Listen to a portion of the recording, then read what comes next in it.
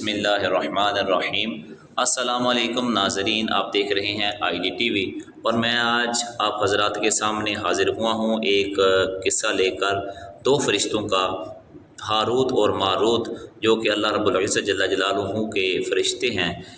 تو ان کا قصہ، ان کا واقعہ جو ہے یہ تفسیر کبیر اور مختلف تفاسیر کتب کے اندر یہ واقعہ مذکور ہے کہ جب ان فرشتوں نے بنی نوح آدم کا فسق و فجور دیکھا تو ان کی یہ گناہوں کی کثرت دیکھی تو انہوں نے اللہ رب العزت جل جلالہ کے بارگاہ میں عرض کی، یا الہ العالمین، تو نے بنی نوع انسان کو مختلف قسم کی انواع و اقسام عطا فرمائی، ہر قسم کی آرائش اور سہولت عطا فرمائی، اس کے باوجود یہ نعمتیں حاصل کرنے کے بعد بھی یہ تیری نافرمانی کرتے ہیں، فسق و فجور کرتے ہیں، زناکاری، شراب نوشی کرتے ہیں۔ تو اگر ہم ہوتے تو ہم یہ نہ کرتے بلکہ تیرا ذکر ہی کرتے۔ تو اللہ رب العزت جل جلالہ نے حکم فرمایا کہ اے میرے فرشتو، میں نے انسان کے اندر خواہش کو پیدا فرمایا، ان کے اندر شہوت کو پیدا فرمایا، ان کے اندر مختلف قسم کی خواہشات پیدا فرمائی۔ اگر وہ تمہارے اندر بھی میں پیدا کر دوں تو تم بھی گناہوں سے باز نہ رہ سکو۔ تو فرشتوں نے کہا کہ نعوذ باللہ، نہیں، ہرگز نہیں، ہم تیری نافرمانی نہیں کریں گے بلکہ ہم تو تیری عبادت ہی کریں گے۔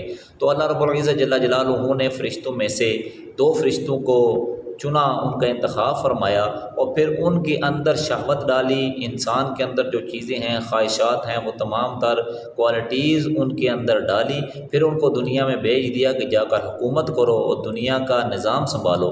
تو وہ فرشتے دن کو دنیا کا نظام سنبھالتے، حکومت کرتے، اور رات کو وہ اسم اعظم پڑھتے تو آسمانوں پر چڑھ جاتے۔ وہ دن کو مخلوق کی خدمت کرتے، رات کو ساری رات عبادت کرتے اللہ رب العزت کی۔ کو ایک مرتبہ ایسے ہوا کہ ایک عورت اپنے خاوند سے لڑ جھگڑ کر جو ہے ان کے دربار میں آ گئی، تو اس کا نام زہرا تھا۔ وہ جب ان کے پاس حاضر ہوئی تو انہوں نے جب اس کی خوبصورتی کو دیکھا، جاہ و جلال کو دیکھا، اس کی خوبصورتی دیکھ کر ان فرشتوں کے دل کے اندر وہ شہوت کی خواہش پیدا ہوئی اور انہوں نے اس کے سامنے زنا کا اظہار کیا کہ ہم تمہارے ساتھ لذت پوری کرنا چاہتے ہیں۔ تو جب اس عورت نے یہ سنا تو زہرا نے انکار کر دیا اور وہ واپس چلی گئی۔ وہ پھر کبھی دوسری دفعہ آئی تو پھر انہوں نے اسی طرح اپنی خواہش کا اظہار کیا۔ تو پھر اس نے کہا کہ میری 3 شرطیں ہیں، اگر تم پوری کر دو تو پھر تم جو چاہو میرے ساتھ کر سکتے ہو۔ تو انہوں نے کہا کہ تمہاری خواہشات، تمہاری کیا خواہشیں ہیں؟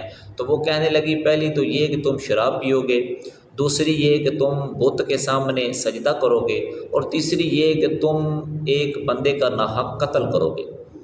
تو چونکہ فرشتے اللہ تعالیٰ کی طرف سے آئے تھے اور ان کو شراب پینا اور خون ناحق کرنا اور زنا کرنا، ان چیزوں سے منع کیا گیا تھا، تو انہوں نے انکار کر دیا۔ انہوں نے کہا کہ یہ ہم نہیں کر سکتے، لہٰذا ہم اس سے بچنا چاہتے ہیں۔ پھر وہ عورت کہتی ہے تو پھر میں بھی تمہارے پاس نہیں رہ سکتی، میں تمہاری خواہش کو پورا نہیں کر سکتی۔ وہ چلی گئی۔ چند روز کے بعد وہ آئی، اس کے ہاتھ کے اندر ایک شراب کا پیالہ تھا۔ تو جب وہ ان کے دربار میں پہنچی تو انہوں نے پھر اپنی خواہش کا اظہار کیا۔ تو اس نے کہا کہ یہ شراب ہے میرے ہاتھ میں، میری وہی شرائط ہیں جو پہلے تھی، یہ شراب پی لو۔ تو انہوں نے وہ دیکھا کہ خون ناحق کرنا تو زیادہ گناہ کبیرہ ہے اور بت کو سجدہ کرنا بھی بہت بڑا گناہ ہے، تو یہ تھوڑا آسان ہے، چلو شراب پی لیتے ہیں۔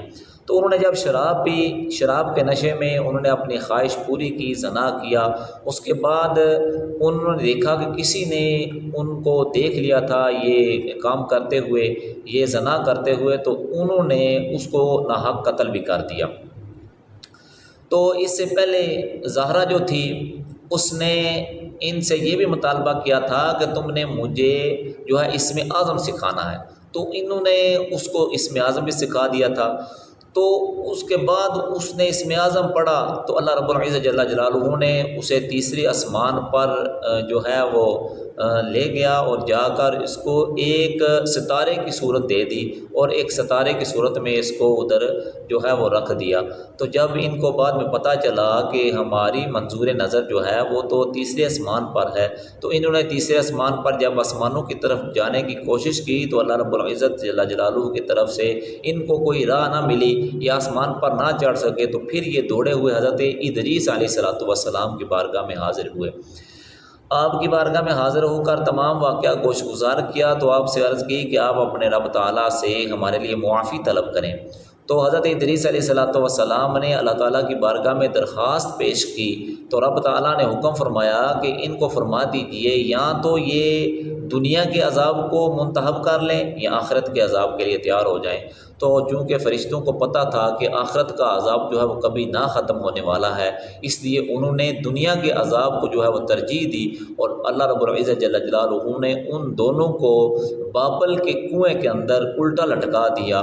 اب ان کی جو ہے وہ صورت سیاہ ہے، ان کی آنکھیں جو ہیں وہ نیلے کلر کی ہیں، اور ایک انگلی کے برابر ان کے ہونٹوں سے پانی کو دور رکھ دیا گیا ہے، کیونکہ ان کو پیاس کا عذاب دیا گیا، اس لیے وہ پانی ان کے سامنے ہوتے ہوئے بھی وہ پانی کو نہیں پی سکتے، اور قیامت تک یہ ان کا عذاب جاری رہے گا۔ پھر اس کے بعد وہ دوبارہ سے اپنی حالت میں آ جائیں گے۔ اللہ رب العزت جل جلالہ کی بارگاہ میں دعا ہے کہ اللہ رب العزت جل جلالہ ہمیں حق گوئی کی توفیق عطا فرمائے، اور ہمیں اپنی زندگیوں کو اپنے اور اپنے پیارے محبوب علیہ السلام کے بتلائے ہوئے طریقے کے مطابق گزارنے کی توفیق عطا فرمائے۔ اللہ رب العزت جل جلالہ ہم سب کا حامی و ناصر ہو۔ السلام علیکم ورحمۃ اللہ وبرکاتہ۔